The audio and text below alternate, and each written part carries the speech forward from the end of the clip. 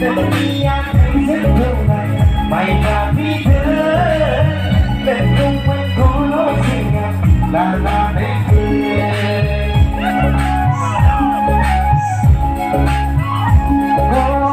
บอกคำพี่หาเสียสิ่งคนใจดีเด้อการดูให้เธอเป็นมีอยากให้ฉันเท่าไหร่ไม่กล้ามีเธอ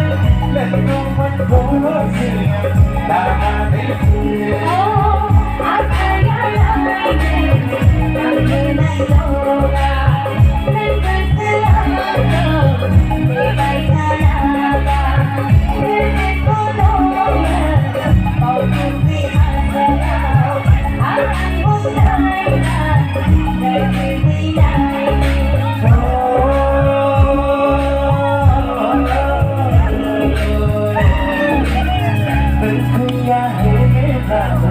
ดีไม่นานเกินบอกตรงนี้ให้สิเอาสิบอกสัมผัสเป็นมีอยากให้เลิกกันดีไม่นานเกินบอกตรงนี้ให้สิเอาสิบอกสัมผัสบอกตรงนี้ให้สิเอาสิบอกสัมผัส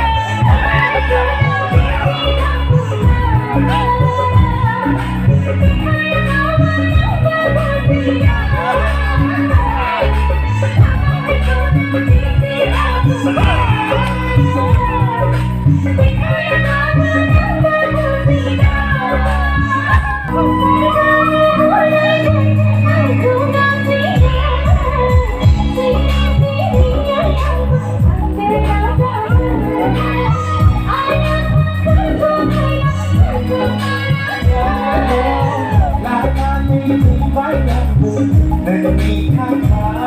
งไม่สักที่บรรลุได้เอาสักที่มาเราดังดังเมื่อได้พบไปไม่มีข้างทางเมื่อได้คือไม่มีเสียงเมื่อได้น้ำตาเมื่อได้คือไม่มีเสียงเมื่อได้น้ำตาเมื่อได้เราที่เรายังคงสุขมาได้คงดี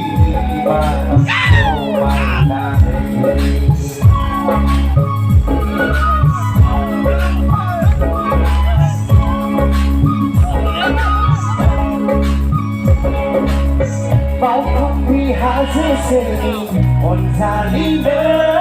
นในใครเพื่อคำเดินหน้าเธออยากคือให้เธอแต่มีอยากให้เธอเท่าไหร่ไปพาพี่เธอและน้องมันคงรู้สึกลาลาดี